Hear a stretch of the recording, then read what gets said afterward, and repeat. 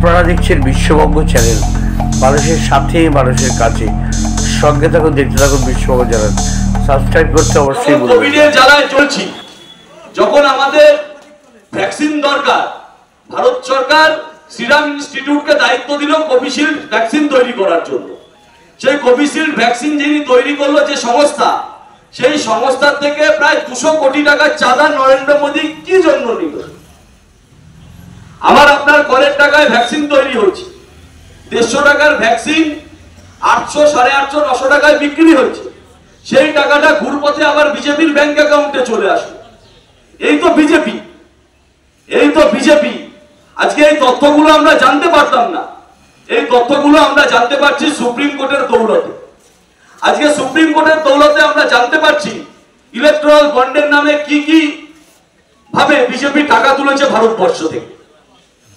আর আমরা শুধু ইলেকট্রাল বন্ডের কথা বলছি না, আমি তো এই কথাটাই বলছি, ইলেকট্রাল বন্ড তো ঝাঁকি হ্যায়, पीएम केयर फंड अभी बाकी है। इलेक्ट्रल बॉन्ड झाकी है, पीएम केयर फंड अभी बाकी है।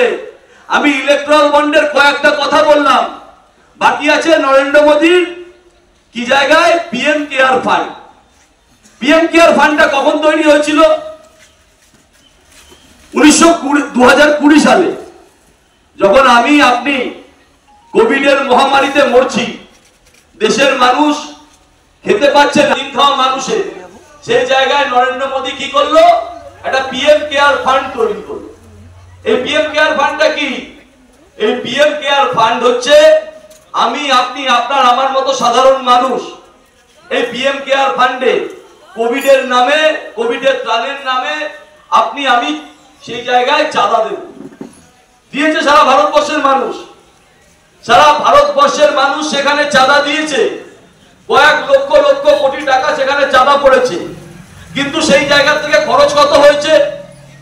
সারা ভারতবর্ষের মানুষ সেখানে চাঁদা দিল, সেই জায়গায় প্রধানমন্ত্রীকে বলল আপনি এই টাকা নিয়ে দেশের সেবা করুন। যখন আমরা হিসাব চাওয়া হচ্ছে যে পিএম কেয়ার ফান্ডের টাকা নিয়ে আপনি কি করলেন, নরেন্দ্র মোদীর কাছে জবাব নেই। বলছে পিএম কেয়ার ফান্ডের টাকা, আর টাকার কোনো হিসাব নরেন্দ্র মোদী দেবে না। বারবার করে আরটিআই করা হচ্ছে বিভিন্ন সংস্থা থেকে, বিভিন্ন মানুষ আরটিআই করছে, রাইট টু ইনফরমেশন, তথ্য জানার অধিকার।